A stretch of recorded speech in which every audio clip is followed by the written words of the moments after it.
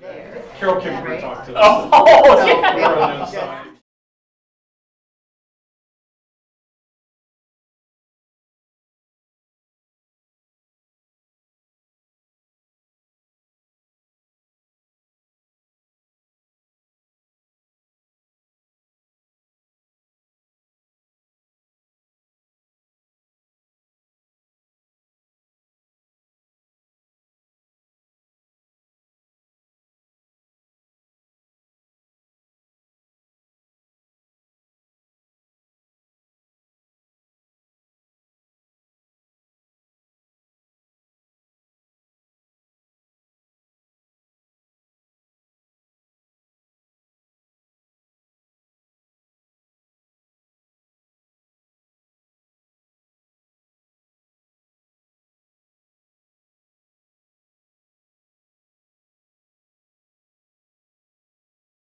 Schedule, that board meeting schedule for you guys to look at, and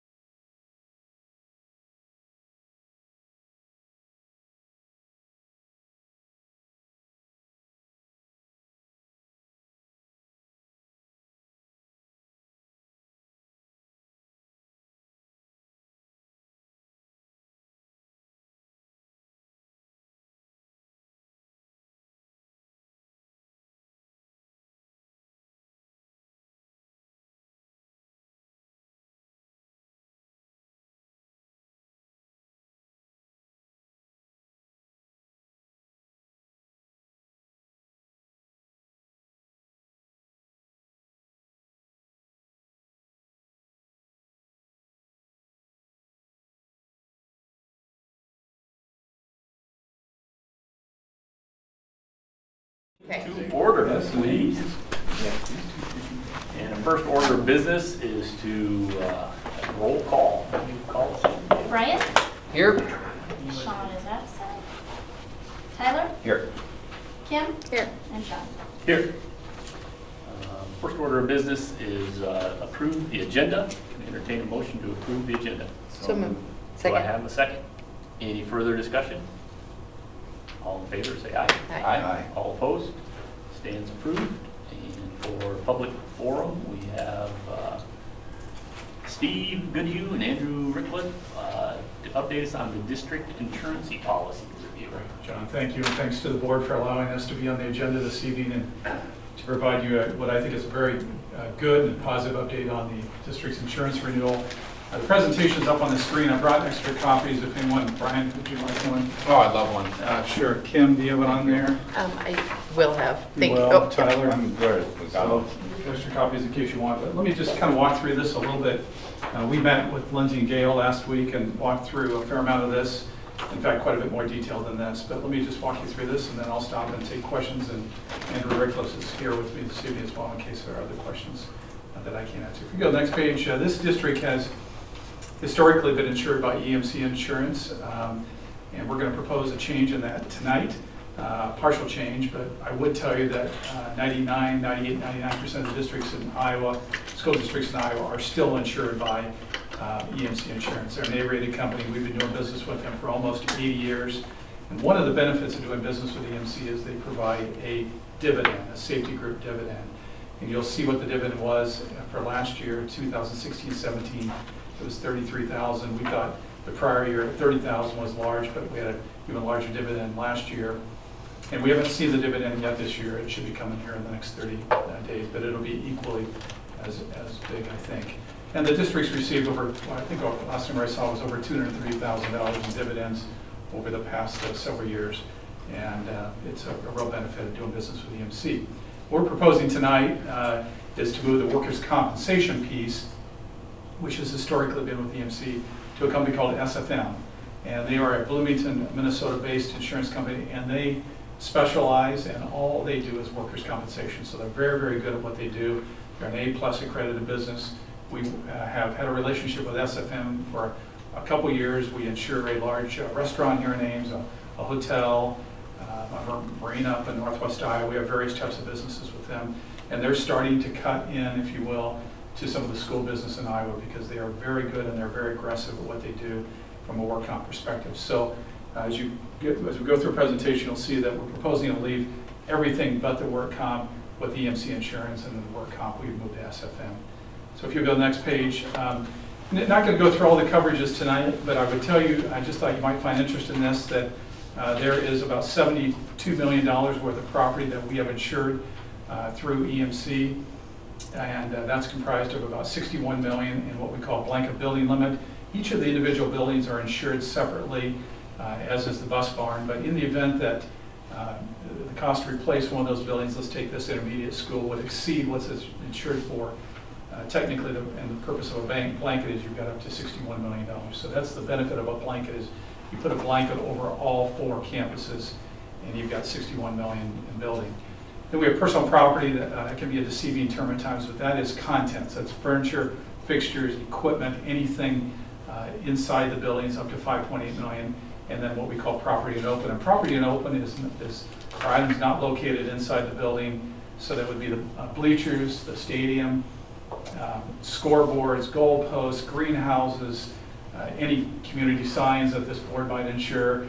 Anything of that nature is all included in property and open. And Lindsay, Gail, and I go through each and every one of those line items and look at those very closely, and we believe they're properly insured. Each of those are properly insured, and again, you're just shy of $72 million. And then what I didn't put in the presentation, we go through all the general liability coverages as well and make certain those are proper as well. You've got 7 clubs that fall under this overall umbrella, if you will. Employee benefits, liability, violence, expense, drone coverage. This board has $2 million of public officials coverage, which protects you in the event of a professional liability claim that might be brought against you. There are 20 buses, 10 trucks, trailers, vans. We go through those in a fair amount of detail. and Gail and Lindsay make certain that those are properly listed and scheduled, and I think we have everything in order. So again, didn't go through that tonight in the interest of time. Here's where the report turns really positive. Your mod, if you call it, your experience measurement rating, if you will, actually went down. It hit a bit of an all-time high last year of 1.21 and went down to 107. The goal, as you may recall, is to always be a 1.00 or under. If you're above 1, you're paying a little bit more in premium. In this case, with this renewal, you're paying 7% more. Last year, you're paying 21% more. The year before, you're paying 17%. If we get it under 1, then you start to pay less. And so if we get this to 0.93, then you pay 7%. You get a 7% discount on your premium. So this was a significant decrease this year to go from 121 to 107. It saved you a lot of premium dollars. And of course, we haven't had any claims this year. The new year just started July 1. But if I showed you the claims history, and you went back even to 13, 14, 14, 15, the number of work comp claims is substantially decreasing in this district. And I think I'll explain why when we get to the end, but that's having an impact on your mod. It's having a positive impact on your premium. And you can see we had 2 in 15, 16, 1 in 16, 17, nothing this year. And really in 16, 17, that was one claim primarily. That was a coach that was injured in the art of practice. So very positive, and I'll show you what this means in premium in a minute. Gail, if you go to the next slide. Here's where the premium starts to stack up. EMC package. We challenged EMC this year to really look at this district with a better eye and to reduce the premium. And they didn't need to do that. We thought our 79-year relationship with them helped a little bit, and so they took just about a little over 9% off the top. There haven't been a lot of general liability claims in this district in the past, or property claims, bus claims, building claims, anything of that nature. So this is a profitable relationship for EMC, and we asked them to reflect that in the renewal premium, which they did. And you can see it's down about about $12,000. The workers' compensation, as I'm suggesting, we moved to SFM, and that's a reduction of $42,000. Some of that is a function of the reduction in the mod, the experience rating, but also SFM came at it a little more aggressively this year. And we met, Lindsay and Gail and Andrew and I met and talked about this about 30 days out and said, are we all comfortable making this change to SFM? And we felt like we were, and particularly given the premium savings that they were offering this year. And again, our experiences with them has been very good. I think Lindsay and Gail met with them a couple times. We think they're going to be very good at helping to manage the comp of this district. So that was down $42,000. Total premium was down $55,000, which is almost unheard of as you look at school district renewals across the state. So package down 9%, work comp down 28, almost 29, and total premium by almost 20%. We were very pleased with both carriers when they presented their final quotes. We worked through it a little bit with them toward the end, but it really is a good renewal. And finally, if you flip the page, I'd tell you that the key to reducing that mod and the key to continue to reduce premium is to instill a culture of safety in this district. And I think we're beginning to do that. These are the exact recommendations that we made to this board last year, and I think the board directed administration to do. And I'm telling you, we've actually accomplished all these. We've still got more work to do, but you may recall we had some claims in the kitchen areas. And so we recommended, and I think we made that a requirement, that slip-resistant shoes be utilized. I think some of those claims have been at the middle school. I think that the building and ground staff also improved the surface there, and there just simply are not claims, knock on wood, that are occurring in that middle school. So that's a very positive thing. We also did some safety training for all the new teachers, all the new food service, all the new buildings and grounds employees that came into the district last year. And Andrew came up and did that. I think he was first out of the chute on the agenda this morning. Went over really well, and safety at 8 o'clock in the morning. But we're going to do that again this year, and I think it's very important to get that new employee instill that culture on day one. You may recall, and I brought copies in prior years, but EMC had done a full report on what they saw to be risks in food preparation and building and grounds. And that was actually done about 3 or 4 years ago. It's taken us a while to get through all those recommendations. We are virtually through all the buildings and grounds recommendations. We've made changes and improvements there. I think maybe we have one or two left on the food prep, but by and large, we've accomplished everything that was outlined in that report. We put a safety committee in place this past year. I think we did that about 6 months ago. And I just tell you who it's comprised of. The superintendent serves on that safety committee, the principal of the high school, the director of curriculum, food preparation, director of building and grounds, director of transportation, and Andrew and I support and staff all those safety meetings as well. We've had good discussion at those meetings. We've implemented several things out of those meetings, a return to work policy and several things of that nature. And one of the things that we've done, which I think is going to continue to be good, is we put a building self-audit subcommittee in place. And so EMC will walk through the buildings on an annual basis. SFM will probably start to walk through. But we actually decided we would start to walk through those buildings on our own and look for things that we might think are potential risks within each of those buildings, roll up the report, give it back to the principal, ask them to improve upon those things. And we started with the middle school. I had a good walkthrough there. I think we had virtually everybody on the subcommittee attend that day. Saw very little that we thought needed to be improved upon. And we'll do that same thing with the intermediate school, elementary, and high school. And we'll continue to do that work as a part of the safety committee. We've got many, many other things we're going to do at the safety committee level. And then finally, Lindsay pulled his management team together, and we had EMC come up and walk through a couple-hour risk management, a risk improvement meeting with them, outlining all the potential risks that occur in school districts, where the Common Claims Act, what can we be doing. In many respects, the safety committee, the building audit committee came out of that discussion. So we've accomplished a lot. We still have more work to do. Need to keep impressing upon this culture. The bottom line, it's resulting in good things. So last thing I just mentioned, and this is just a little self-promotion, but if you go to the last page, Gail. We certainly want to continue to support the district in any way we can. We believe more to relationships than just insurance. And these are just some examples that we've done. We applied to EMC for a grant, $1,000 grant, and received that. It was to fund a Read With Me program here in this school, the intermediate school. And you'll see Amy Griffin and Marcus from KCC, McIntyre, yeah.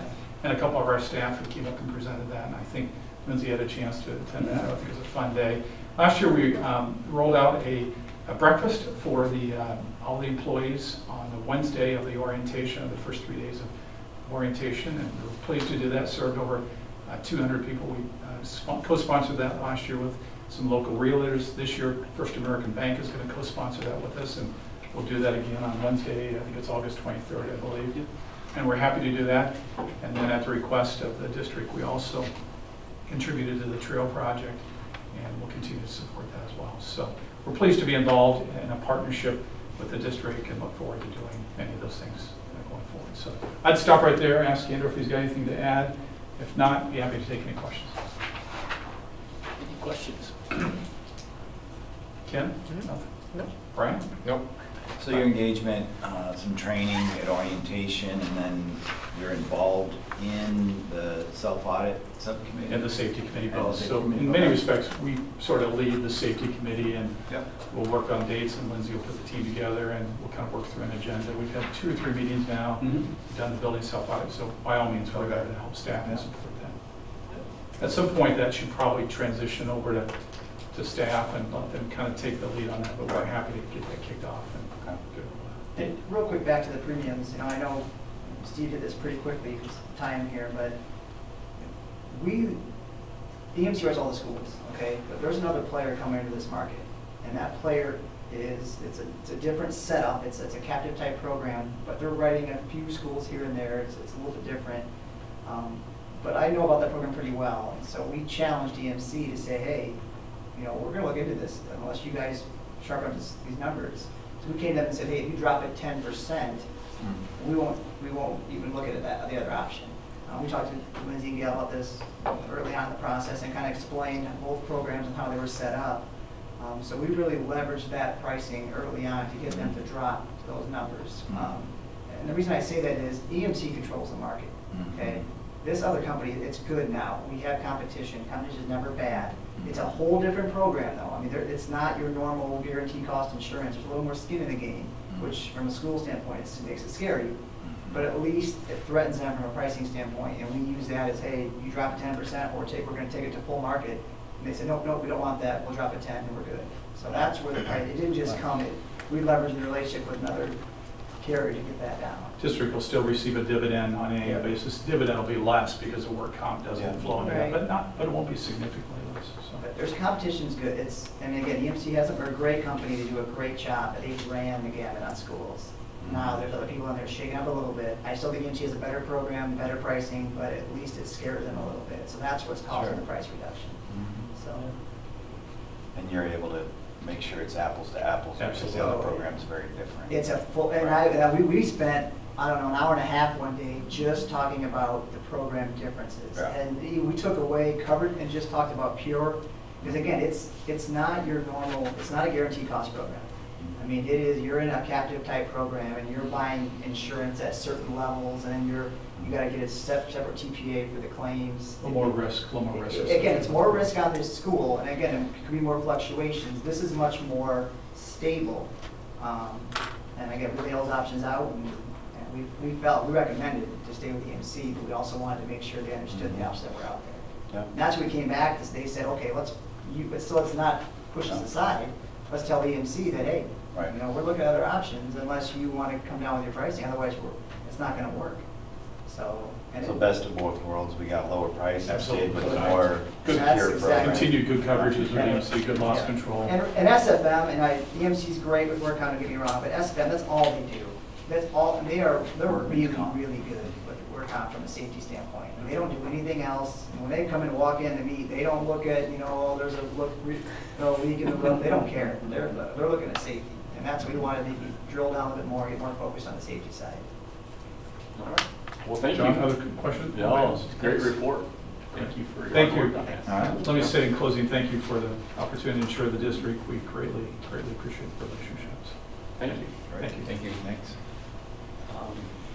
Next up, we have for public forum is the HALA Architecture Board update, and John HALA and Sam Stagg will update us on how that. We're going to spend the extra 50 grand that he just saved. Thanks, John. Well, We've already got to go. Just kidding. This is just another brief update in terms of where we're at on the phase 2 study, and I'm just going to highlight a few things. I did get a proposal from CenturyLink Friday afternoon that I'm just going to share with you as well too. One thing we have got all done is electronic backgrounds are completed, so we have all 4 schools in CAD now, so that's available for the districts in terms of doing fire exits, building drawings and stuff, so we'd be happy to make that available to the district in terms of PDF format as well too. Next week we're going to be meeting with at the elementary school and also at the intermediate school with the mechanical engineers to drill down into and get more information on the mechanical electrical issues. We're planning on meeting with Steve Olstead as well. And then at both schools, elementary and intermediate, we're working on the designs for the secure entries at both facilities. And we'll meet with both Stacy and Amy early in August to kind of review those. We kind of focus most on the middle school and the high school first. Those are bigger projects. And then we're kind of working down to the smaller projects right now. And also at the intermediate school, we'll look at the band room. At the middle school, we did do some drawings and reviewed those with Mr. Billings before he left and Mike Danielson. Revised those, and I sent those to you just as a point of reference to show you where we're at. And see, Gail, if you don't mind, just putting down to the, just kind of do a quick highlight. There should be 3 drawings. Okay. There we go. The first one just illustrates one of the issues that were identified in phase 1 study was the fact that the locker rooms were greatly undersized. So we accomplished a couple of things here. One is we're actually taking over or capturing additional space in the current weight room area. This is resting room is right in this area right here. So we're going to cut some holes in the walls, and then in essence we're going to double the quantity of lockers than you currently have.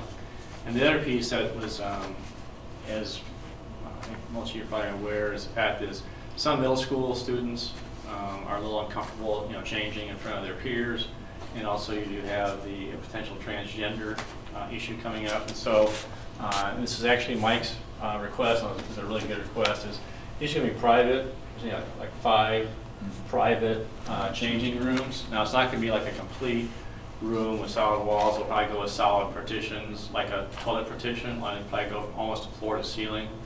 And then the doors will be about almost floor to ceiling as well, too.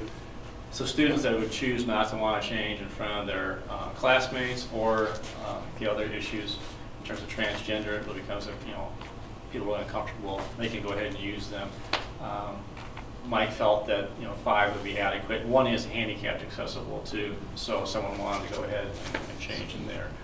We talked about initially about do we want more showers, and it was determined that no, most kids aren't showering anyway, and so they felt that the 5 showers were adequate.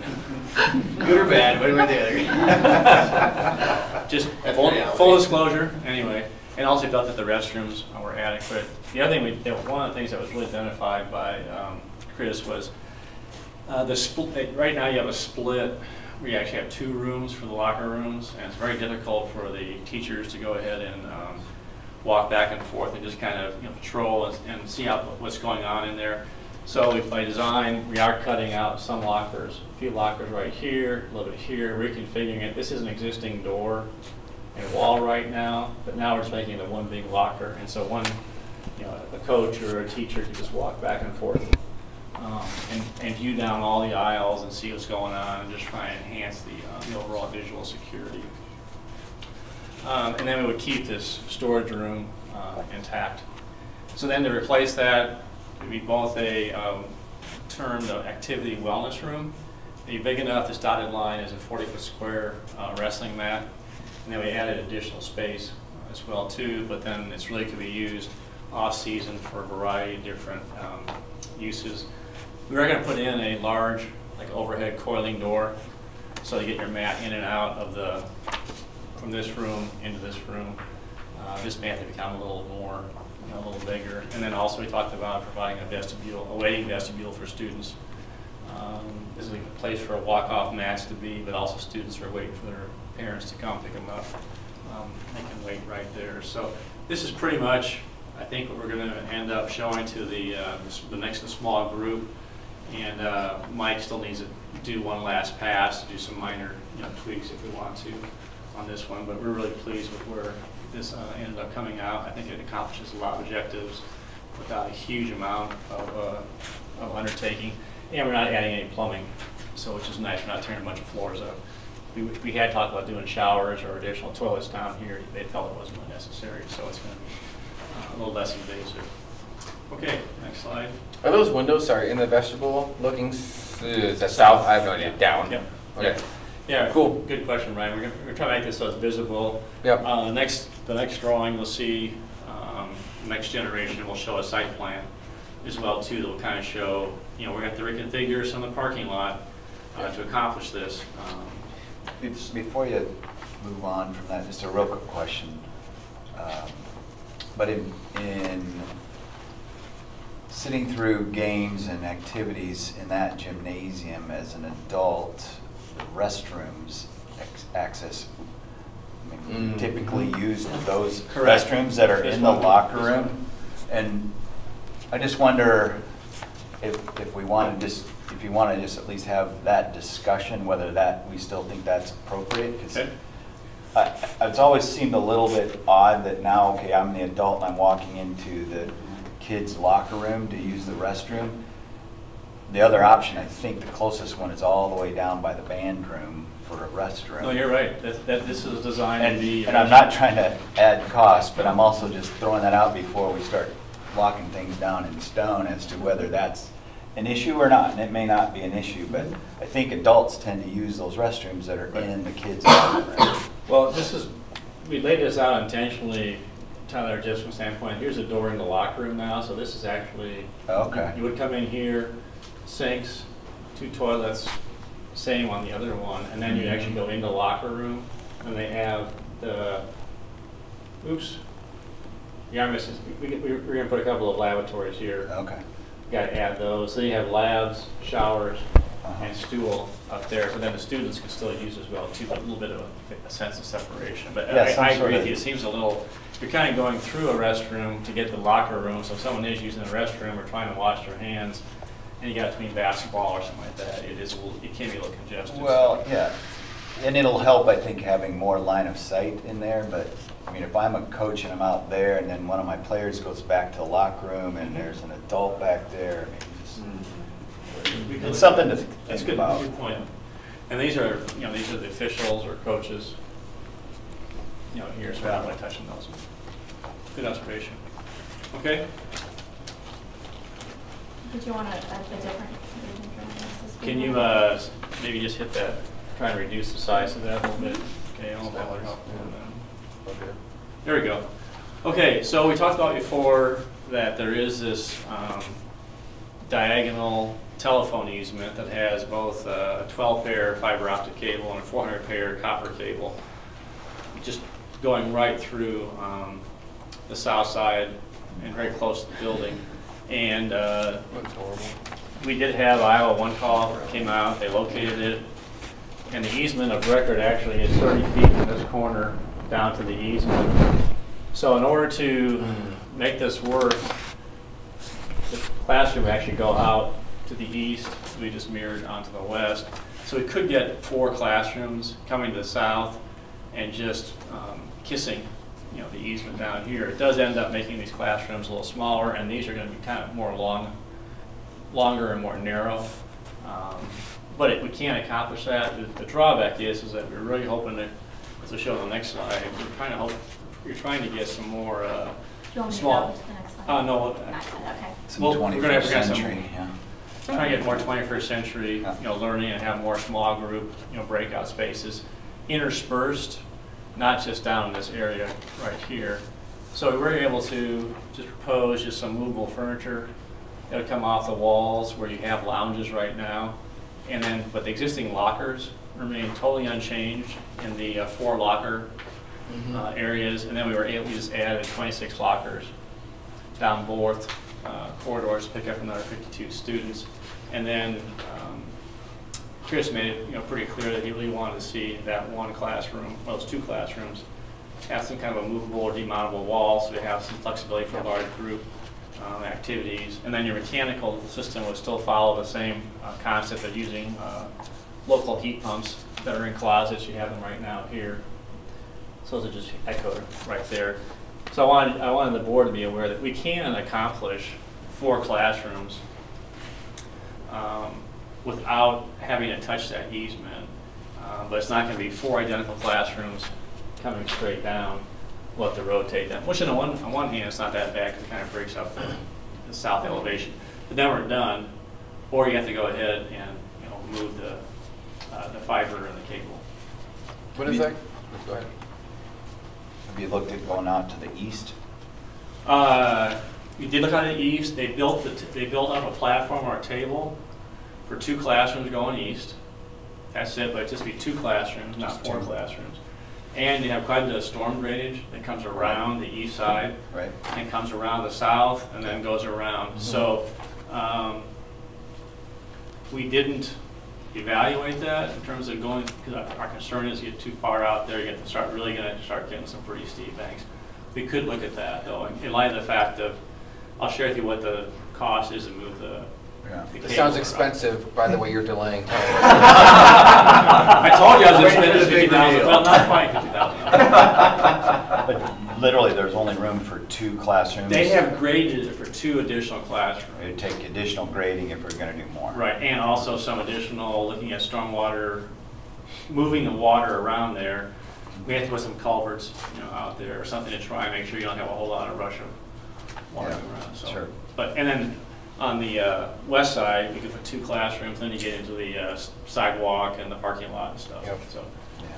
So I'm not. So to be clear, I'm not throwing any stones or criticizing what was done previously. It's just a statement of fact of where we're at right now. Yep. And 846 square feet in a classroom is on the, it can still work for some of those interesting things regarding 21st century learning, but it's right at the minimum of what you want to do. You don't want to go any less than that, and ideally you're in that, anything of 850 or over is where it to hit some of the collaborative areas and different types of sort of range spaces and things like that. So it can work, but we're kind of shoehorning ourselves in. But it looks just like, well, we just slapped 4 more classes as opposed to not stealing That's your right. thunder, your next drawing where Oh, you've right. got some Yeah. That's right. creativity. That's right. Yeah, you're exactly right. And these two areas are extremely popular, really well used. And the only comment that Chris made during the phase 1 study was that, boy, I wish you could take the lockers and put them in the diagonal spot. Well, there's just not enough space to do that. Plus, you're ruining all the nice daylight and the gathering spaces. So he was hoping to have small group spaces here and here and around. So this would certainly work, but it's not quite as much as the next option looked at. So anyway, so CenturyLink, again, they have been very cooperative. Had some people that are on vacation. I got a firm quote. They will move the line, and they would want an easement. They would basically trade easements. They would give up this easement if you gave them an easement along the south property line and went up the east property line for $28,350. Of that, $6,800 is material, and $22,000 is material. So the guy I talked to in the morning, I said, I was pushing him for quite a while. I said, well, it won't be less than 10. They're probably more than 50, but I don't really know. So he pretty much hit it, So it'll be about round figures, 30 grand to shift it, and then that would completely eliminate. And that'd give you the full going south, for additions. Now, we haven't broached the subject, and if you go to the next drawing, you'll see how much we would overlap. This is another option. If the board says they really prefer, this approach, but 30 grand is kind of hard to swallow. We would go back to CenturyLink and see if there's any chance that they allow us to somehow protect that line, because everyone at CenturyLink is very surprised that they have this huge cutting, truncating, big triangular section to land on. Is to ask them if we could go ahead and slice some precast concrete pipes in half and lay it over the pipes or over the wires to try and protect them, or if we could shield them in like a Schedule 80 pipe. We have to cut a slot, turn it over, and then pour it through the footings and foundations. But John, 4 classrooms, round numbers, we were talking 1 point something million, or just round numbers. If we were to do that, just talking about you're right. total cost, what, 20? $1.25 million. so we're talking about 3% of that. Right. It's a fraction of that. And if we were to go toward the east, we'd have to reroute some of the stormwater, build a platform. Yeah. So you're still going to spend some of that 26 grand. And Yeah. That's a good observation. So what's the net difference? Right. 10 So grand, 15 grand? Yeah. Right. If we go back up to the first one, Uh-huh. Do we have to build symmetrically? No. So No. really, couldn't we, what are our potential, or what are our options down the road if we would need to burst again? Because obviously we can do this addition and we can extend the infrastructure, so if we have to build again, right, there's the option. Is there any option there off to, I guess, what would be the west side? Could we put a hallway between, Right here. yes, right there, so that we had burstability out that way? It's not going to be symmetrical, Right. but would it look bad? Would it, I know it doesn't get us those small group rooms that you had on the other one, but it would save us that, moving that line. But if you move the line, then you got flexibility down the road. There's To quite- Right, your- but to your point- that's why I'm to your- wondering. To your point about expanding, I'd want to be able to continue to expand south. Yeah. And so if you take it all the way to the property line, I think you might have what you want Yeah. south. There's quite a bit of space. There's There quite a bit is, of area yeah. south that we could really work Yeah. with, Mhm. over time. Not that you can't do it. Yeah, to address your point a little bit more, Kim, the existing building really lends itself to a south expansion. Now, could you do those things and go either east or west? Yes. But the amount of daylight that we have here, and if you begin to block that by an addition going that way, you then begin to kind of shoot yourself in the foot by, closing off some of that view and daylight to those open areas. We actually looked And a couple things, gosh, could we fill in these holes and get a small group area elsewhere? And the answer to that question Sure. also is yes, but we already have some small group space with a ton of daylight that works well. Why change that? Because we're going to have to spend some money somewhere, either to retrofit one of the small groups or a $26,000 easement change, Right. or even adding circulation space to some other method or model that goes up toward the east or the west, where this already kind of lends itself to some of that. So, have we developed it fully? No, but the quick answer is, gosh, yeah, you could put it, but then it's the best idea, you know. Right. Yeah. Right. And as Sam mentioned, we did look at doing some off here. We got some really odd looking rooms too. We got some really, some tight corners and, so. Okay. But again, if you want us to kind of go back to the I was drawing just board, curious. and we can. Yeah. My suggestion, the board to give you some guidance real quick on the easement, which my opinion is that it was a mistake, but let's not make another mistake by saying, okay, let's avoid it, let's get it moved. Oh, yeah. And then if you're going to do anything, I'd like to see without a lot of detail is, well, how much space is there?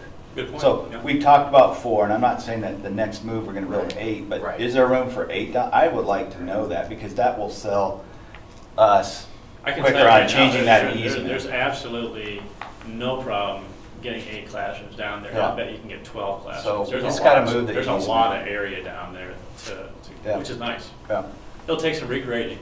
The point is that I think it's very doable. Because I would agree, Kim, we want to continue to have expandability, but I just worry, in this building, a lot of the discussion people had when we were remodeling was, we have that long hallway thing going on. Yep. So I just, both these plans are great, Mhm. but I just was curious Yeah. if we can burst in different directions and kind of keep, Which is a perfect segue to the next one, because we agree that those long corridors are not Yeah. desirable. right.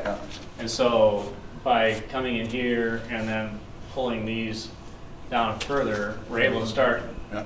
putting in some small group Yep. spaces that would seem a little less like a corridor, and then bring in daylight this direction and this direction. And the reason for bringing lockers down here is to free up some space in here and there, and move those lockers down here, so replacing tit for tat in terms of quantity. Yeah. But then we got more small group breakout spaces. Initially, we looked at trying to do some more up, so the classrooms that are on the east and west wings, and not that we couldn't do that, we still could. We could take the lockers out, let's just say up in that area, to try and give more classes access to it versus being heavily concentrated Yep. down here. So then we have, again, a large 1,700 square foot potential room. We have nice size classrooms, and then multiple small group spaces. And these would just be on wheels for sake of discussion, like a whiteboard on wheels, has some video monitors on the walls, and have a really nice space that could be very flexible. Yeah, really Everything cool. would be on casters, and even these tables that are like, we've used before, they can be butted together and have a nice long table. So you can get 8, 10, 12, 14 kids around the space. So it gives you a little more flexibility. And it's a little less traditional in terms of the layout, and starts working more towards your 21st century learning. And it gives you that in more of the existing building, which was a request, the last one, which created some anxiety. Well, we're not ready to burst, break down walls, but that wouldn't be, it doesn't look like that's a lot. Whereas moving lockers, a little bit of floor work, Yeah. a little bit of redecoration, and Yeah. away you go. Yeah.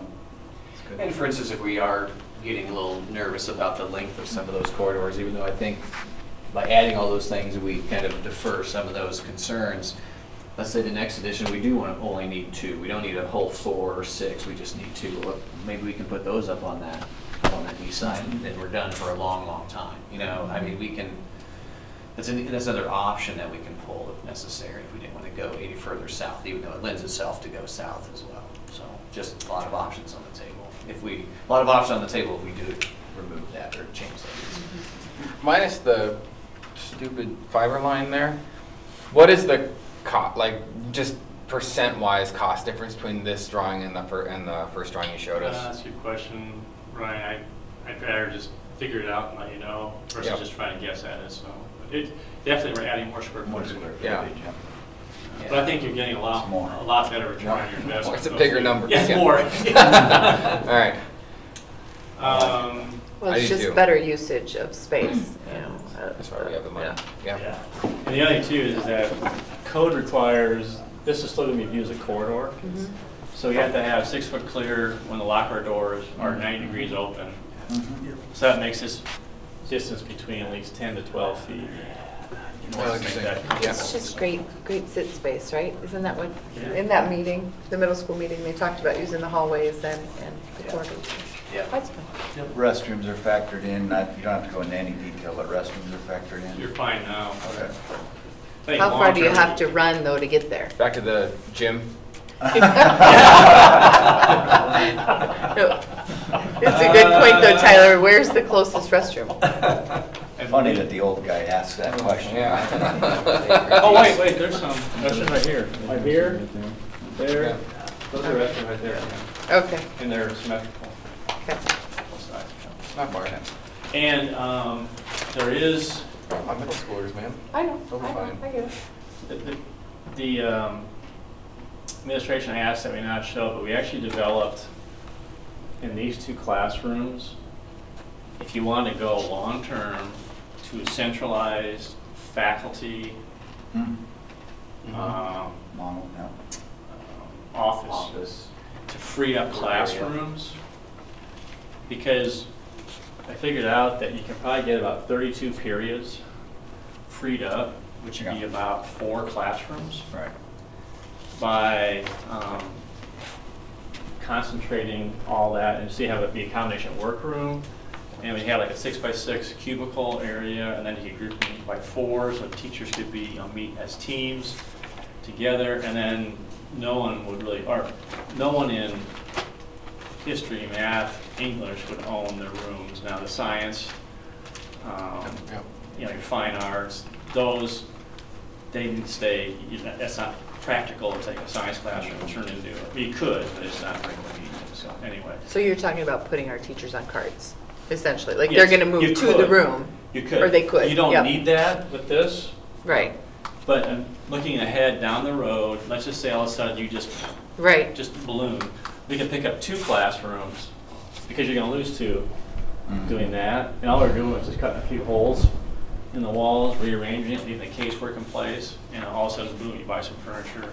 We've talked about that at the high school level, but you're considering it. for the Well, we middle talked school. about it at middle school too, at the Point being is- parent meeting, Right. making it We more. felt we don't need it now.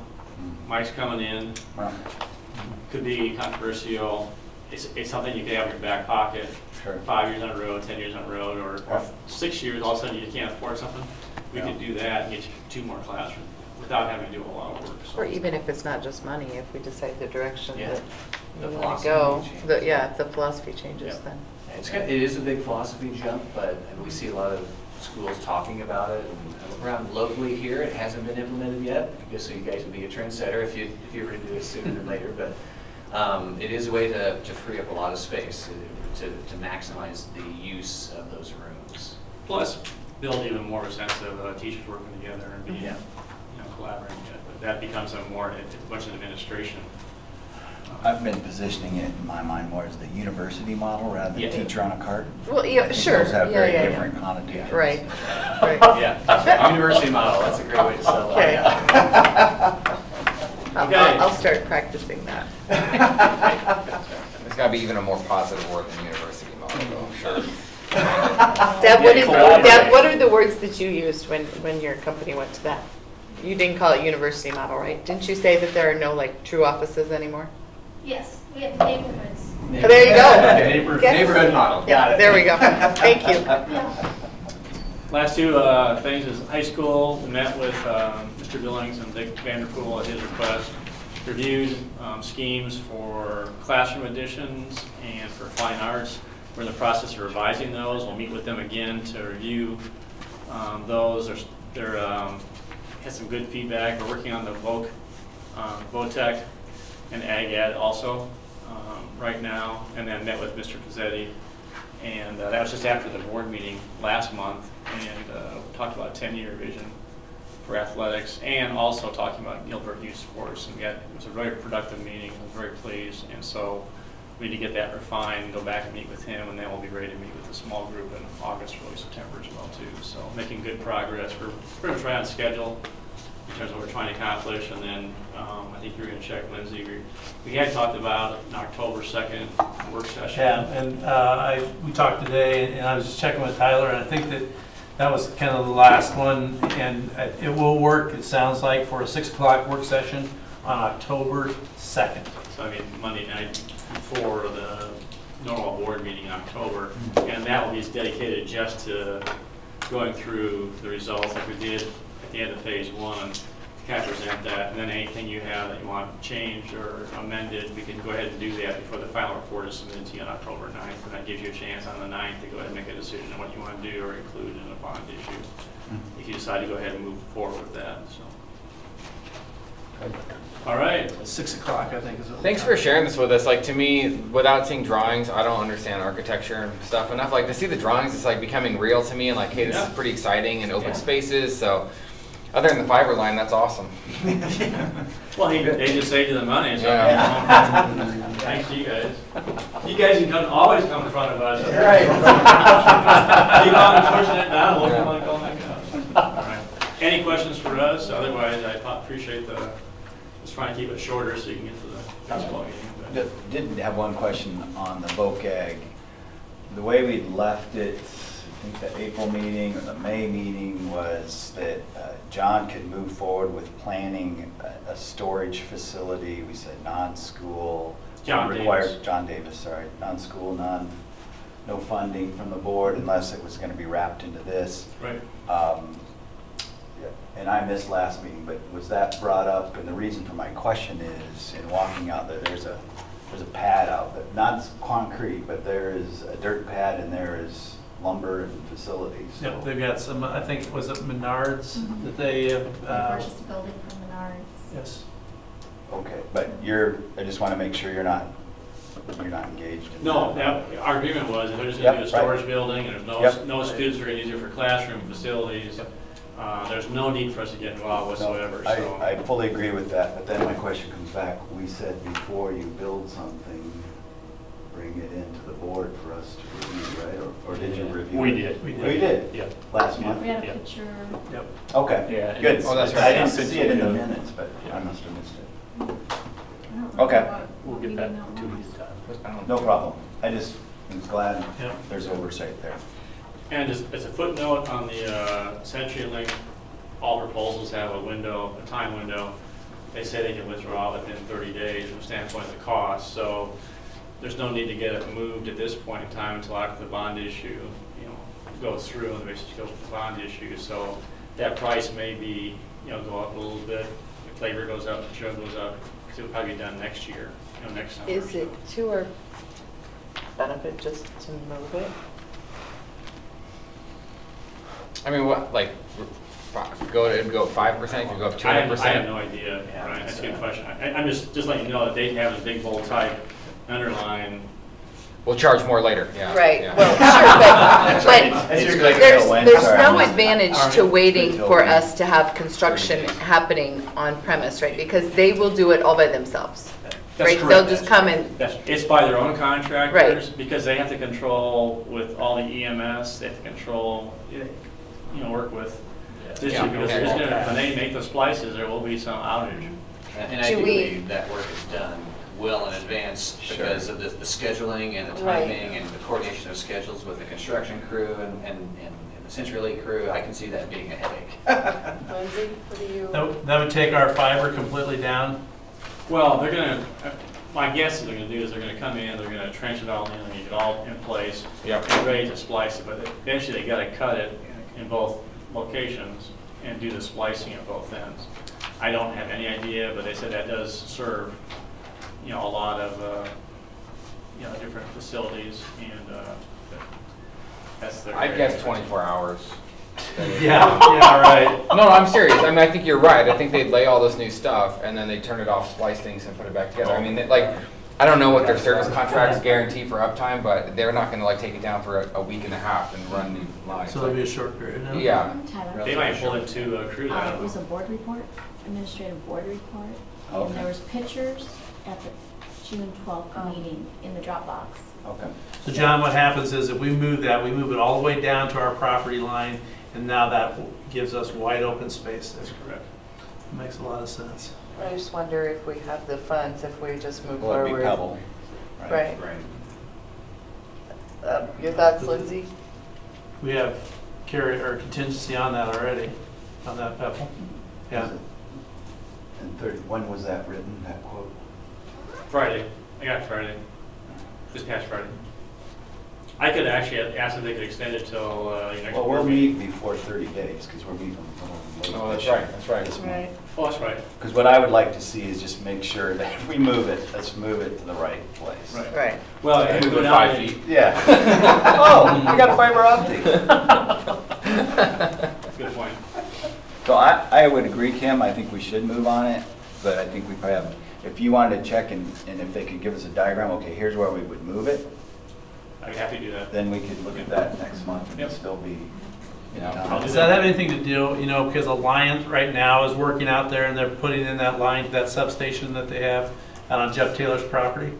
Will that have any impact on anything there? I would guess there's probably certain requirements in terms of how far away they are, so they'll have to work it out. But I think they'll go as far, we'll just say, you have to go as far south as you possibly can and as far east you possibly can. Yep.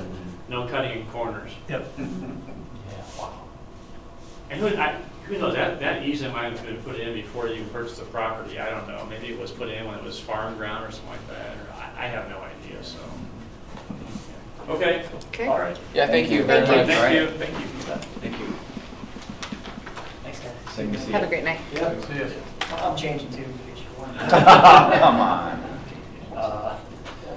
Oral reports, we have the 2016-17 district priorities and the 2017-18 district goals. Gail, you want to just pull up the one with the solvency? And you want to talk a little bit about that, if you would, when we were... Yeah. When I calculated this solvency, it was as of July 11th, 2017. So this is just an estimate, just to get a number on there. But this isn't anywhere close to closing our books yet.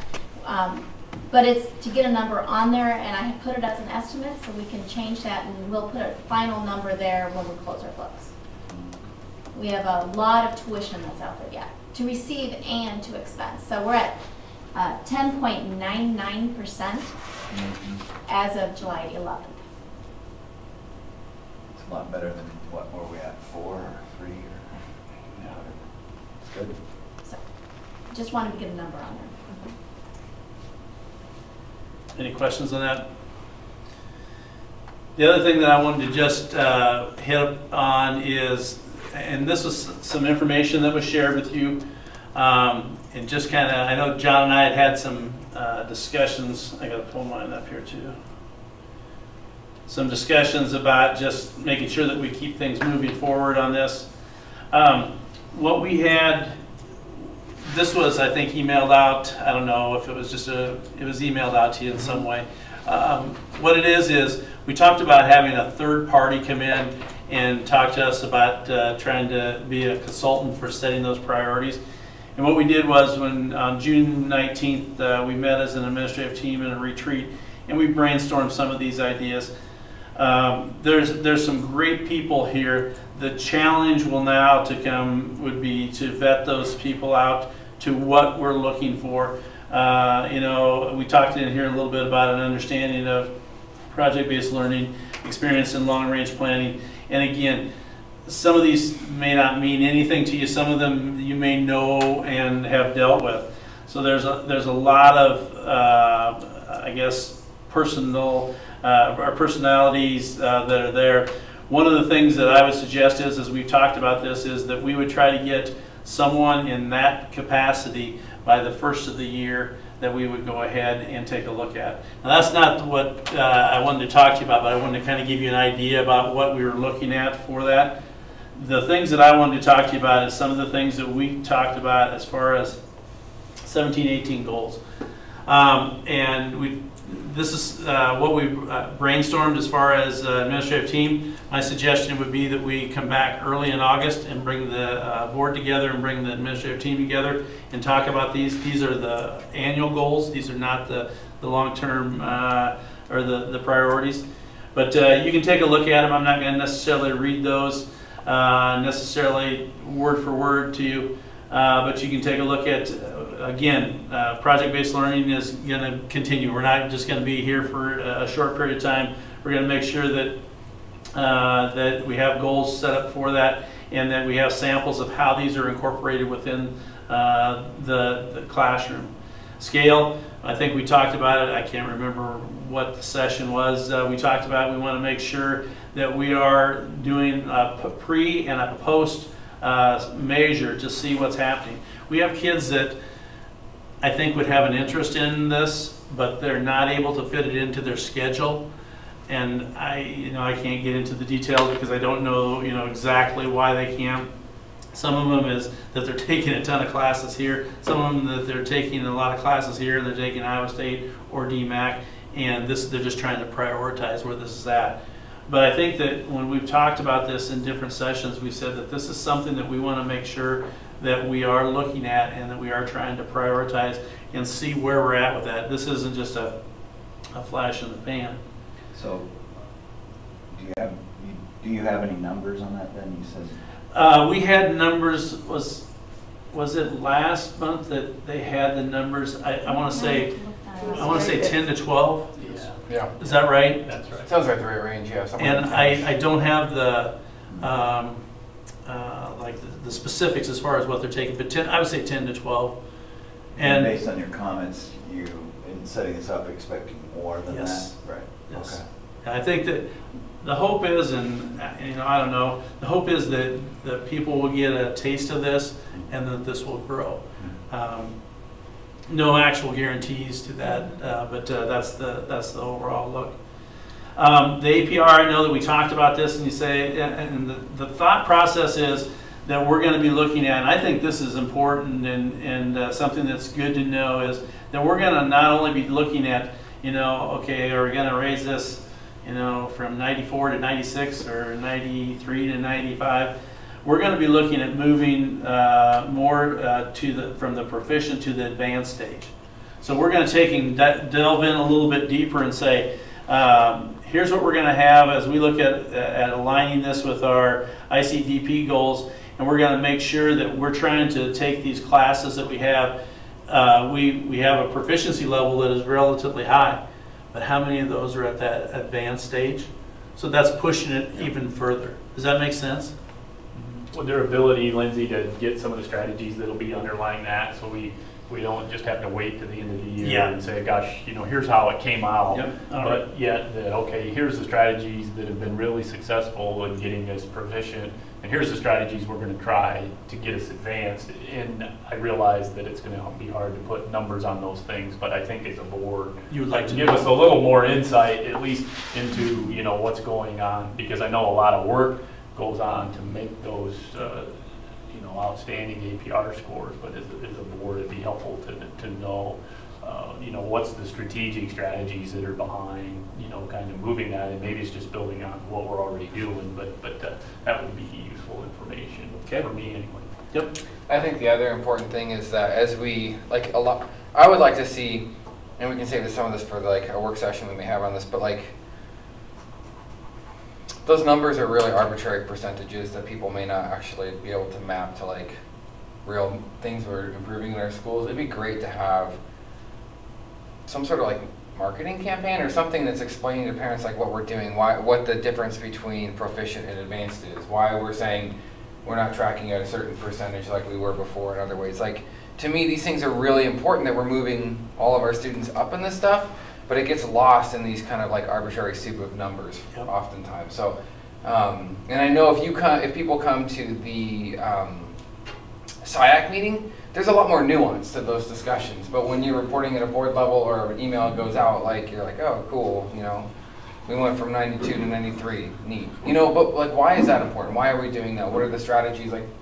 to your point, why do we do those things? So I don't know, I'd love to see us, and it doesn't have to be listed necessarily in the goals, but as we think about doing this, like, a part of that work is going to be communicating with the patrons what's important here. Good point.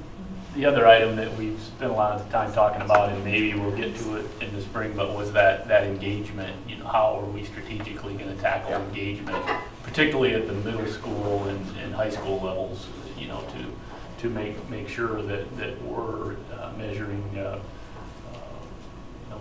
students being engaged in the process, and how do we go about doing that? And that's probably going to need, to tackle that in that spring semester with the outside. It'll be a little bigger than our annual goal, but I want to make sure as a board that we get that in there in the springtime.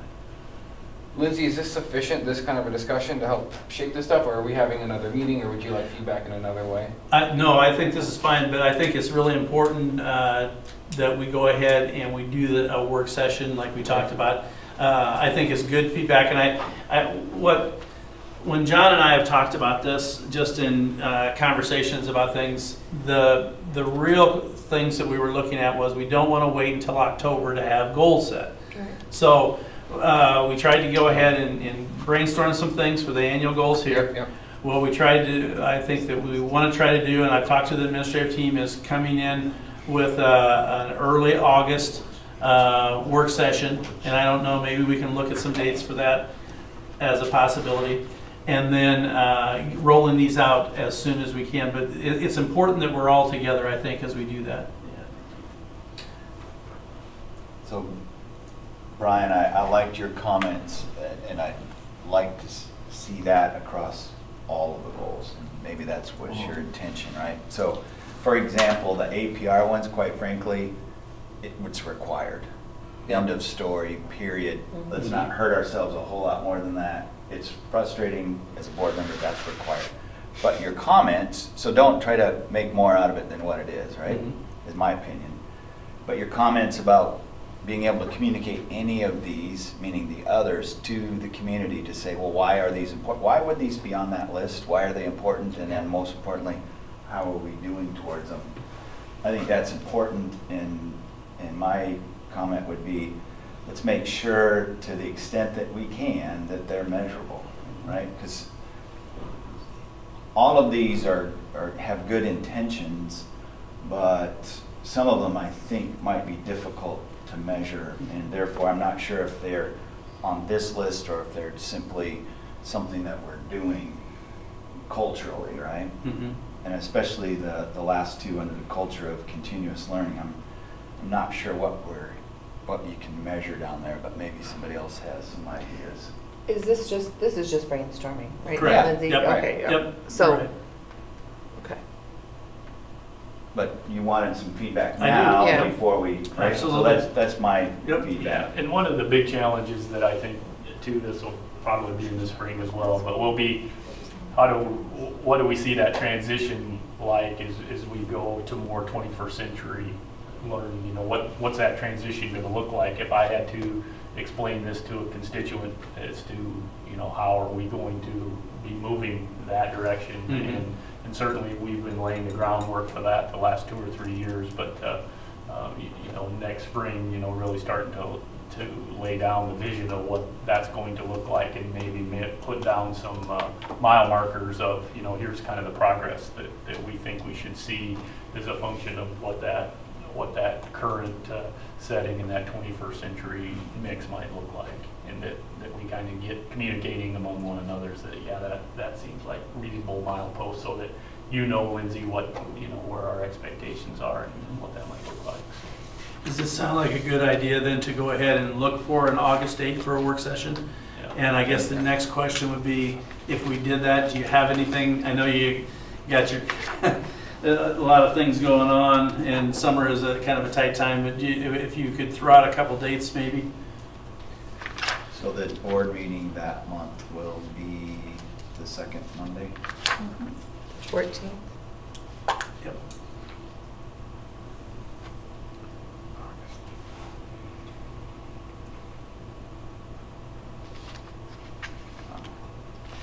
What's the administratively, Yeah, when do they get back? They'll come back, we'll go, School Administrators of Iowa, the 1st, 2nd, and 3rd, I believe. And you don't have any other staff coming back until, The 18th is news. okay. Yeah. So can we just look at, Before that? Yeah. Before they come back? Yeah. That week, 7, 8, or 9 is a potential for me. 7 is hard for me, but 8 or 9 8, works. 9. 8 or 9, Brian or John? Yep. Yeah, I'm fine. Can you throw me out another? 8, 9 work, yep. Thank you. Can you throw me out another possibility? We want this done before the 14th, which is the board meeting then? Not necessarily, but I may more than likely be gone after that for 2 weeks. After the 14th? Yeah, I'm Okay. trying to make sure I'm here for that one, but then I'm ready going back to China. I'm okay anytime the week of the 7th, except for the 7th. Okay. So I could go Thursday. Yeah, I'm not good on Thursday. So 8th is an option, is 9th an Need option? a Friday You night. got one for the 8, 9? And- Is it a conflict for you, Lindsay? I'll have to check and see. Okay. And I could meet 10 work as well. We ever do a weekend? Is that the Monday? Saturday coffee That's the Thursday. Maybe like I can make one. Saturday the 6th, or the other end? 5th or 12th? 12th? The 12th would work. Oh, Yeah. no, well, it would work in the morning because my niece gets married that afternoon. Stay away from those weddings. Sounds So, expensive. But like yeah, so that'd 8, be 9. 2 other, 8th, 9th in the evening or the mornings of the 5th and 12th. Is that The what you're 5th saying? doesn't work for me. Oh, it doesn't? No, Okay, it doesn't, morning but of the 12th would. The 12th? Morning Yeah, of the 12th. How about you guys? Does that work for you? Yeah, all those dates work fine for me. It would maybe put a more festive air about it, you know, if we meet for coffee and donuts and No, that's just brainstorming the and. board, Lindsay. And My brain's way sharper then. Yep. So bring Mine them in on too. a Saturday. I like the idea of a quick morning. Go for a jog and then do some I'm work. not around on the 12th. Oh, So- okay. But that's, I mean, I could provide the information, so Okay. don't, I mean. And we could take notes. Yeah, it'd be Okay. just no's, so. Okay, well, we'll get that lined up. Any other questions for Lindsay with regard to district priority? Okay, thanks everybody for their input. Administrator reports, is there anything you need to talk about there, Lindsay? Announcements and celebrations? All day tonight? Yeah, ball game tonight. Yeah, a big win on Friday. That's good. That's awesome. And, for board reports? Just the board election information and the timelines. And we've had 2 returned Awesome. to this date. The deadline, as you see, is at August 5 o'clock on August 3rd. And then they'll be delivered to Story County on Friday, the 4th. Well, thanks for including that. 50 qualified signatures. Mhm. That's a lot of work. This is the last year, if I read that right, that it's going to be a separate It'll be now the general election, so beginning in November of, 19. yeah, 2 years, Right. 19, right? Yeah, still doing, Be an off presidential election. Which would be good, right? well, but it'll be every 2 years after that, I'm sure. Oh, With I or see. without. Oh, shifting the dates to align with. So the Yeah, people yeah. that would have gone off on September will just serve for another 2 months. Roped into Oh, we a get a couple little extra, more. don't we? Yeah. Get extra. Get paid more, it's fine. Per diem. It was a joke. And we'll probably talk about it as the calendar part of it, but our September meeting, board meeting, is actually the 3rd Monday of the month. Okay, good to know. Has to be after the election, so. So that's 20, no. Need to update that. Election's on the 12th, 18th. So we're on the 18th, yeah. Yeah, that'll be the 18th. If that works. For old business, there's a second reading of board policies. Right. Yep, this is basically the same thing, and again, I'm gonna have to have that a little bigger if there's questions on it. This is basically the same thing that you had seen with anything as far as the second reading. These are from IASB, and this is going with their policy manual. You can kind of see some of the different things that they have as far as the organizational meeting. You can see the things I believe, and again, some of you are a little closer than I am on that have been a strike through or have been underlined. That has been an add. And with organizational 200.1 and 200.1R1 and 210.2, 411.2. 701.3, and then 802.4 we increased the 1,000 to 5, and that was it. And it's not like we wanted to leave Brian and Kim out of this portion of the policies, but these were ones that came in under the policy perimeter. I know that you guys are really probably upset that we didn't include you in on the meeting on this. This is just taking basically what has been suggested by IASB. Kim and I met privately about this, so we feel fine about it. I'm just kidding. That's fine. Entertain a motion to approve those policies. Waive the third reading. And waive the third reading. So moved. I'll second that. Any further discussion? All in favor, say aye. Aye. All opposed? Stands approved.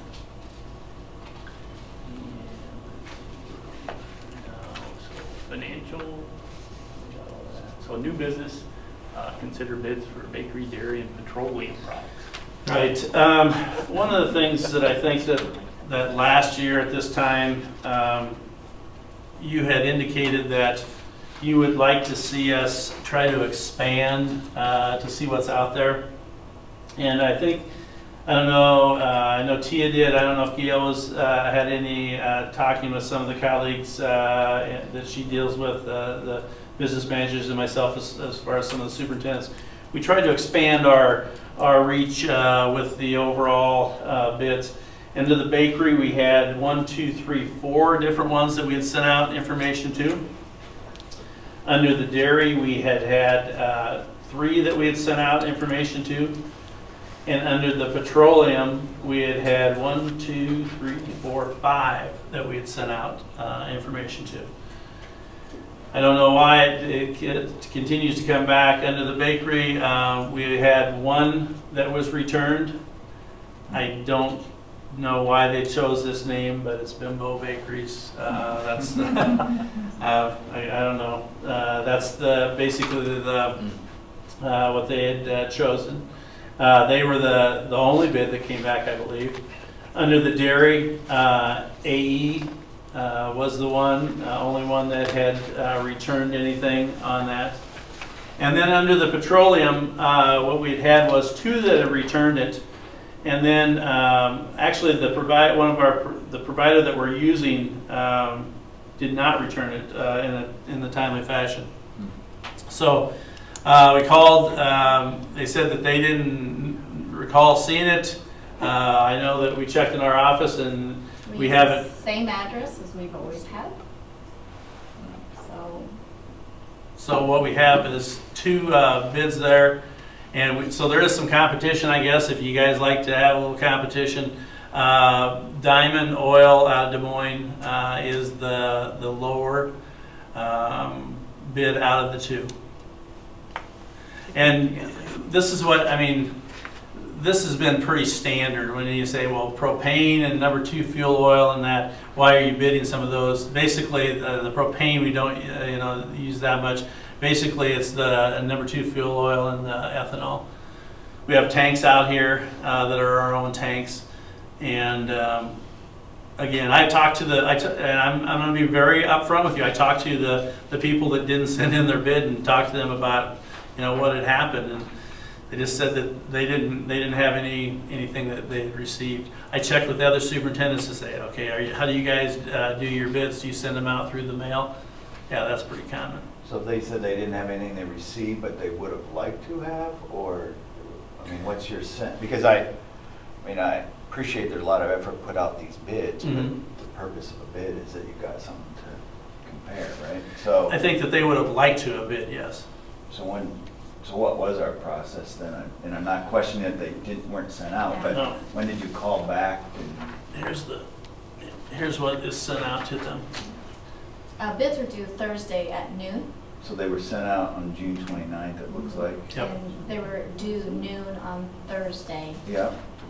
So they have When about were, 3 weeks. and when were the calls made?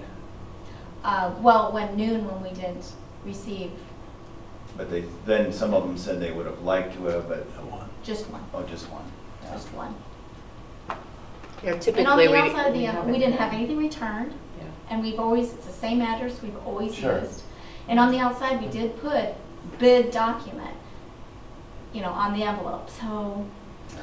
The only other thing I guess that we could do as we look at it for future to stop that would be to go ahead and either probably send out an email about a week before that, just to say, that way it's, We can get it. yeah. Yeah. But, the other thing is, we've always done this exactly the same Right. time of year. Always, we always approve it at the So July have we meeting. typically gotten more bids then? Oh, No, it's So we've I only think got 2. I mean, that's what we've done, but if we want to do a bid and have multiple choices, then gotta do something different.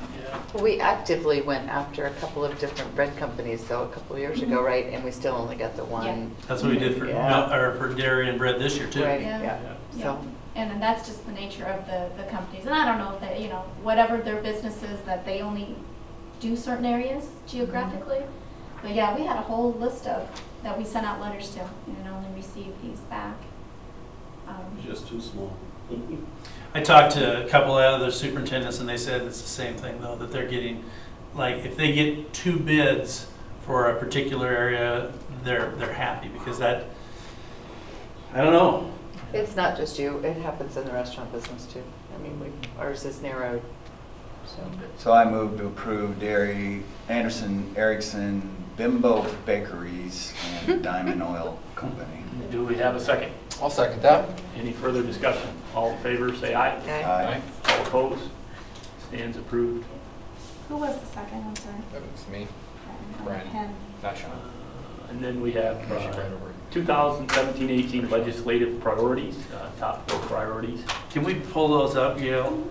And I think what we talked about, you tried to send them into Gail, and there's some of you that will find some commonality as far as different ones here. Let's see. Easier for me to look to see. So we had 4 on number 7, Let's take a look at number 7. mental health. Mm-hmm. Okay, And so, would you be in favor of just that being, one of those? Yep. and then we had 4 on number 12, which was teacher leadership. Again, in favor of that one, okay? Yep. Okay. And then we had, 4 is what we talked about. and we had 3 on number 27. So those were the multiples. Let's do So, those, yeah. Pretty important. 4, 12, and 27? number 7, 12, and 27. I had them saying, I didn't send them So we're electronically. not just blowing you off. No, no. So, Just need one more. Yep. okay, so let's go back up to the top then. And I Tyler misunderstood. I thought it was had discussion. selected 3. Brian had 4. Sean had number 8. Tyler had 10. And then Brian had 20. That's my favorite one. And that's it. I like your thing you did, the first one you did. Was that 5, 4? The Preschool? Yeah, I like that That one. was thoroughly littered. Yeah, I do. I can move to that one. Can you read, Gail, because we can't see them. Is that too much Oh, it's complex. for you? Is that too much? No, it's a lot. It's a lot of text. Can you see it better now? Maybe just From from here, the you can see title. it. You can see her. So number 3 is preschool. It's just, that's all you need to read. So it's support an increase in funding for preschool. And for the people watching too, and the video, kind of be helpful. I mean, I've moved my number 4 to number 3, Okay.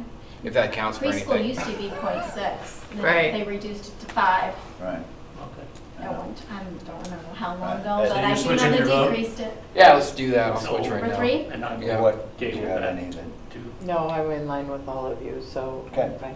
So John, are you okay with that? I am. 3, So, 7, 12, and 27? Yeah, do we need a motion Okay. for that? John, did you want to still be on the legislative platform? Yeah, Well, Yes. now we have some negotiating with this, so I'll do it in the event I'm on the board. Okay. There you go. Right. But one of you three get to be the opening speaker for the start of school. Brian already said- Brian offered to Brian do already that. talked All about right, all right. I got my farm jokes lined up. We got a deal. Ready to go, man. We got a And deal. as I recall, if for some reason, you can just pass the packet, right? They Sure, don't have to yeah. sign up, so Right. it's just nice to have that name, so. Not a Yep. big deal, so Yeah. that'd be fine. Okay, is there Okay with a you? motion? And we do need a motion on this. So moved. Second. Any further discussion? All in favor, say aye. Right. All right. All Aye. opposed, stand approved. I will send that in. This is still in the draft form, so don't share this with your friend. No, I mean, it's pretty close, but this is what we'll have for the preschool workshop. And again, you can kind of take a look at it. The thing that I was trying to get lined up was, if you move down just a little bit, the 21st is when we'll bring back everyone. And what will happen is Brian has graciously volunteered to give the comments or the welcome from the board. You guys are all welcome to come. I mean, it isn't, but you know. Then we'll go into staff meetings. If you want to scroll down, again, I'm not, there's a scenario where a thing that I think has really been a positive is our guidance department is talking to our group because of the fact that I know that we've done some things with mental health first aid and continuing that, even though we may have a Vic is a person that has changed positions as far as that at risk. Lunch is on your own there. One of the things that you heard Steve Goodhue talk about is, this is one that I haven't changed yet on your copy, is the breakfast that they have in the morning there. What do you say it was? Is it First American First Bank. American, thank you. And we're starting on the 24th. Some of the things that we have in there, additional information, you can just kind of scroll down a little bit there. I'm not going to read them all, but this is information that we have normally provided to parents so that they have an idea of what's going on, and we get this out to staff, and it's coming quick. So it's hard to believe, and it seems like it was, yeah, it has been past summer. 24th, I thought he said, right? Do you guys have any questions on anything else under that? If not, Wrong day. that was just an informational thing. If not, what I did was I asked Jen to put this in. This is the policy primer that came out from Josie Lewis at IASB. And with the change, okay, so when you have legislation that changes, guess what? Our policies have to change with it. So this is the first reading of these policies that they have under the policy primer it talks about, you can see them there. And if you scroll down, they have it with the contracts. I checked with Josie because I said, Josie, we're not really under, our master contract continues on for a while, our negotiated agreement. She said that's fine, if you still need to make sure that these are in place. The only other things that I've added to that were a couple things that were updates on internet to make sure that we have everything covered as far as our policy for that. And again, you can take a look at it. I think this is the one that we have for a sign off for staff to make sure that that's taken care of. If you internet appropriate use. Again, these are all, I'm following to the T what they have for IASB. This is the first reading of that. Any questions on anything? So Lindsay, we haven't met to read through these as a group, as a policy committee. I think you just said this. Are these updates or new ones? Those are ones that have changed from IASB. So usually what happens, Brian, is what they call a policy primer that comes out. Usually we just go ahead and put those in, and we don't meet as a policy committee on those. And we sure can. Well, I just want to make sure that what we do reflects what's in our policy. Yes. Not that the policy might be horrible. For the most part, they're very nice policies. But I just want to make sure, like, that, you know, again, especially around the internet stuff, this is changing so fast. Yes. That we have, that we're meeting, that our practices are matching what we have as published policy. So as long as you feel good about it and we have a chance to look at it and don't want to make any changes, I'm okay with that. But yep. Just because this is an area that's moving really, really quick in society. You're exactly right. And we talked before the meeting about perhaps highlighting policies that are under review on the website, and then also providing the proposed policy after first reading. Yes. So that if anyone wants to look at them before, and give input to the board members or to administration before we actually vote on it. And it wouldn't be difficult, you said, right, Gail? No, we would just have to somehow bring it to attention, because it's kind of within the website. You have to go to the district, to the board policy, you know. So how do you bring it to somebody's attention? You know, where would you do that at? You know. Yeah. That might be something that the actual logistic. It's just a logistic thing. Well, I wonder if the actual, like, the policy committee does take on some of that work and just say, hey, we need to find a way to make these things, make it a link from the very front page. Yeah, so that this, like, whoever is on the policy committee, which happens just to be really, you know, Lindsay and the two of us, but there may be other people in the committee who want to participate and find a way that committee then could be responsible for. Maybe what's happening? Yeah, I mean, and I would say that, you know, 90% of what we read is really dry and not that many people are interested, but there are things maybe around disciplinary stuff, internet use, whatever, that it's like, hey, we do want to have, you know, like community sort of perspective on it. So I don't know, maybe we can take that as a policy committee to kind of figure out how to publish that stuff. The only thing I see is when you go there, if I want to see something, I go to what's happening.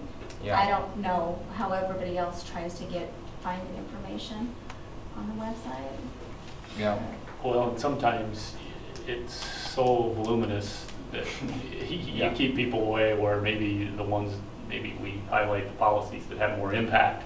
Absolutely. Rather than, well, I think that's what you're saying ones. is here's 3 that the board will be reviewing for a second review in August, just so you're aware. And if you have some strong opinion, come to the board meeting or reach out to a board member.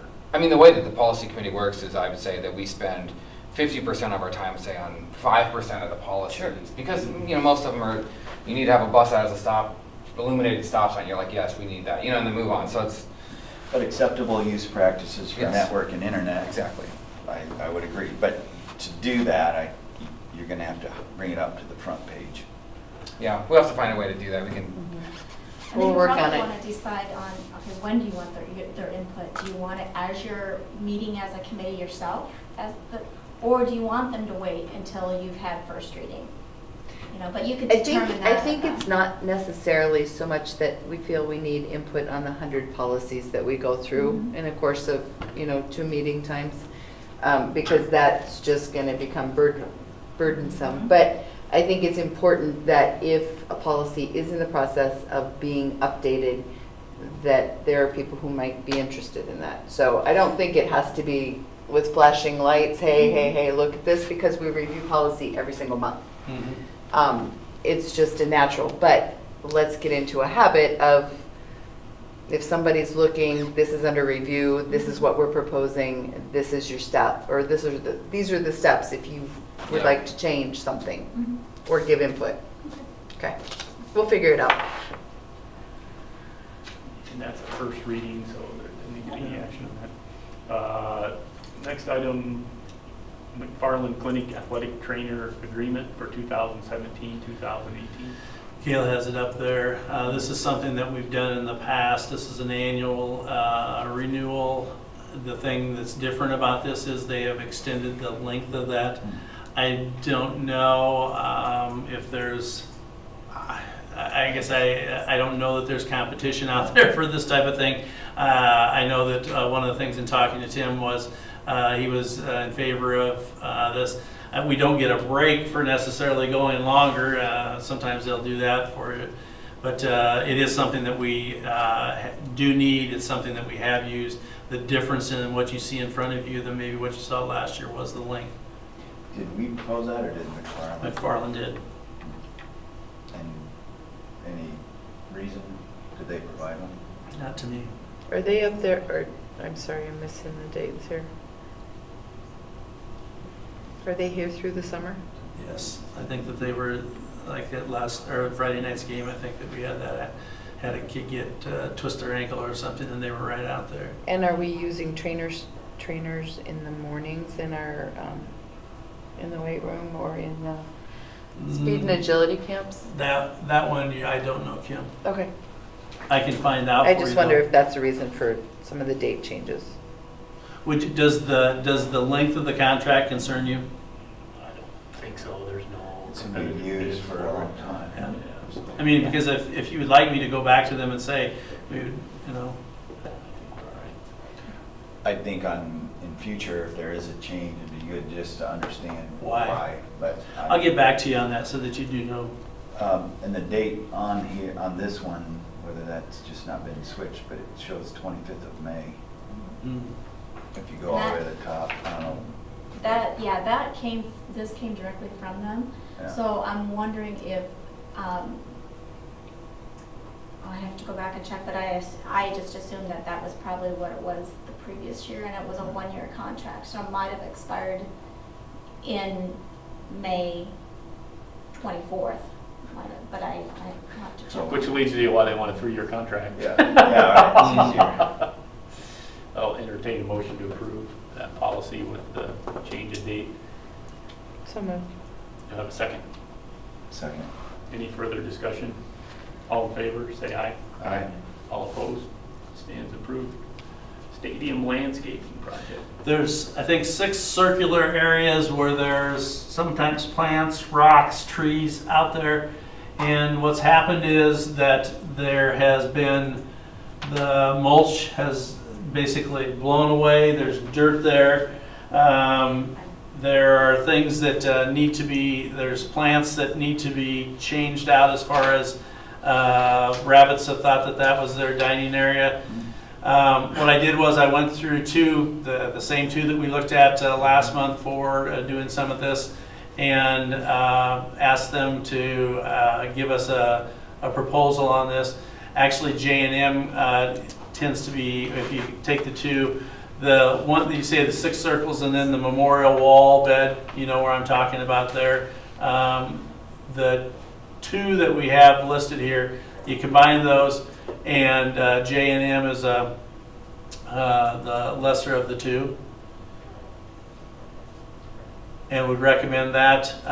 What I like about this is they are lower, first of all, and then second of all, they have the situation where this allows us to get a little taste of both of these vendors. We have them for the intermediate and the elementary with Ryan and Distinctive, and then Jason, and I think it's Jason and J&M at the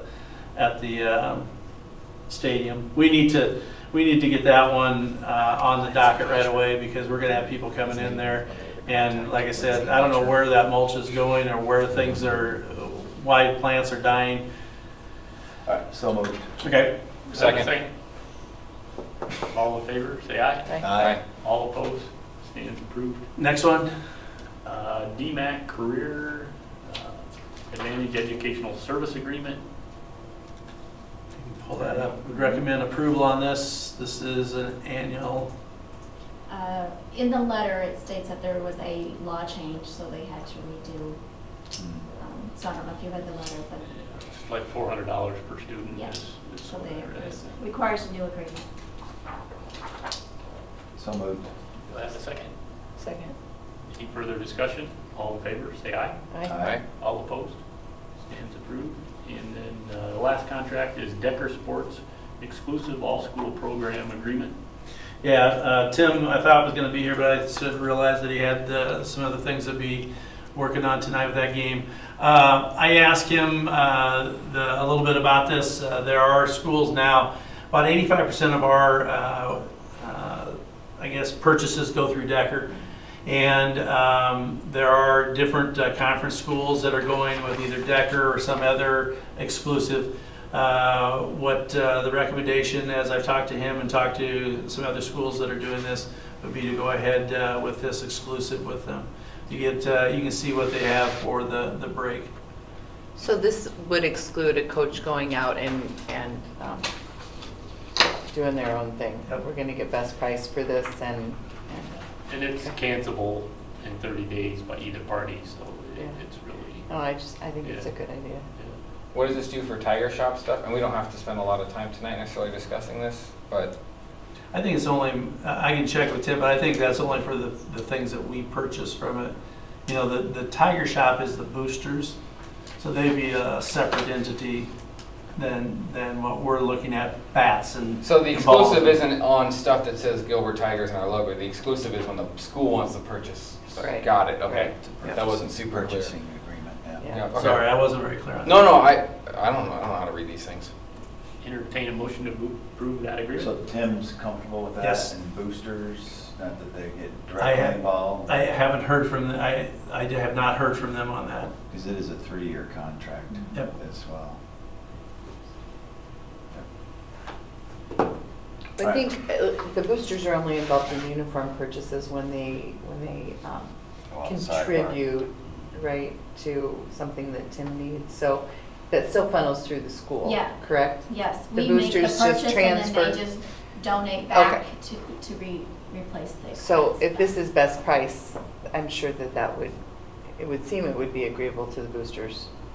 If Well, it's this is not for- exclusive purchasing is what this is. I don't see anywhere where it says best price. It's exclusive purchasing, and they're providing a $5,000 kickback on the first year and $3,000 on Is the it other worth? 2. I mean, is it worth waiting 1 month and talking to people who this might impact?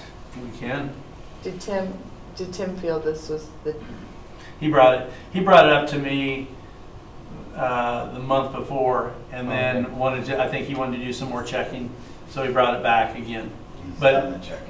Yeah, but if you're not feeling comfortable with it, we can bring him in and ask him the question. He can tell you, like, this school is doing this and that school is doing that, and specifically what the purchase will be. well, if we have 30 days, you know, maybe we just move on it in Yeah. case it benefits yeah, him right. for the school year. Okay. And then if we discover that the boosters were not in favor, or he has some reservations, we can cancel it.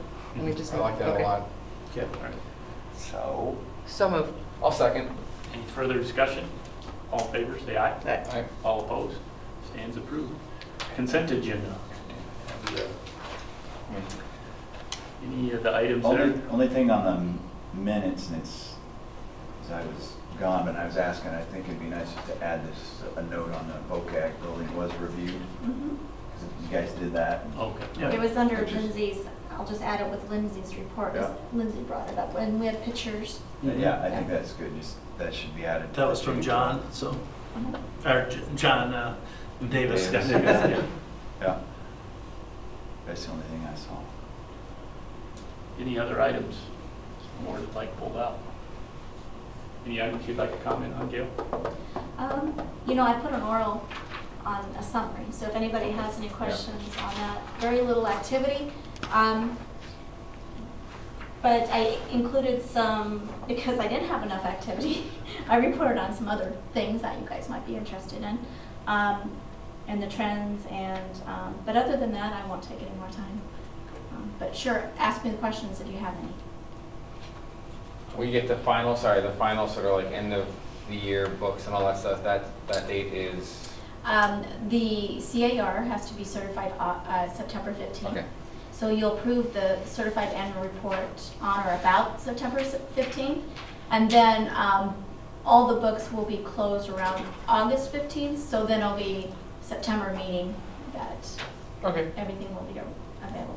Excellent. Thank you. I did provide and publish the ISB trend data to the website. I've been trying to add some things there for the finance stuff. But anything, just let me know. Everything looking in line with budget? Budget looks great. For published budget, we were really low, you know, within that. But we are paying some really big bills right now. So we'll do more next month. All right, that sounds good. I'll entertain a motion to approve the consent agenda. So moved.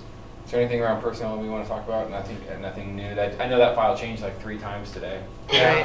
Right. Yeah, I think if you take a look at it, I don't think there's anything really different than what you see. Be thorough. Actually, it's always a work in progress. No, I noticed that. Yeah, I didn't get out of here at 5:30 p.m. Friday afternoon. I had the wrong one up there, and Lindsay brought it to my attention, and I'm like, oh, man. Had it done, I just published the wrong one, so I replaced it. So no harm done. Nope. I think it's good. I mean, I think obviously like I got a. To your point, then shouldn't Vic be on the other side? Well, I don't know, is administrative contracts on that one, or is that just certified staff? Actually, administrator, okay, how this worked, we did the exact same thing with Mike Danielson. He didn't want to resign until he knew he was going to have the job. So you offered the job to Vic last board meeting. Yep. So now he wants to sign the contract, but he doesn't want to sign the contract till he knows he is resigning from this. Yeah. So once you accept his resignation tonight, it's a dating thing. Once you okay. accept his resignation tonight, then he'll go ahead and sign his contract for the other position. That's excellent. I mean, just for the people listening or watching later, whatever, like just so everyone's clear. Yep. And that's why I put to accept this other position. You've already offered it to him. He's going to accept it, but he has to resign from. He already signed a contract for 17-18. Okay. So he has to resign from that. Yep, no problem. That's that fine. makes sense. It's a excellent timing thing. And then the open enrollment stuff's pretty straightforward. Current. Yep, perfect. Is there a second? Oh yeah, I can second the consent agenda. Any further discussion? All in favor, say aye. Aye. All opposed? Stands approved. So for calendar items, we have August 14th for our next regular scheduled board meeting. August 21st for the first day of school for you, Brian, and anyone that would like to attend. A week delay, September 18th would be the September meeting to make room for the election. So be sure to let Lindsay know if for any reason the 18th won't work. I know right now I won't be here. Okay. I would be here the next night, but this is the conference in Minneapolis I'll be at. Okay. On the 18th of September. The other thing we had talked about a work session, possibly 8th, 9th, Or morning of the 12th. Yep. or the morning of the 12th. When would we like to, are we just kind of leaving that in your court, Yeah, Lindsay, 'cause to look at your calendar? And then I'll look at with the administrative team. Okay, Shoot it out. okay. Can I add something there? Can we go ahead and maybe just one other month and go October 2nd then for that work session? Are we agreeable on that? Okay. Yep. And that's a 6 o'clock, is that what we said? Yep. Okay. And that's preliminary plans on all the buildings? Yeah. Okay. All right, entertain a motion to adjourn. So moved. Do I have a second? I'll second. Any further discussion? All in favor, say aye. Aye. All opposed? We stand adjourned. Thank you, everybody. Turn the internet off. John, we did forget to mention Gilbert days. Gilbert days.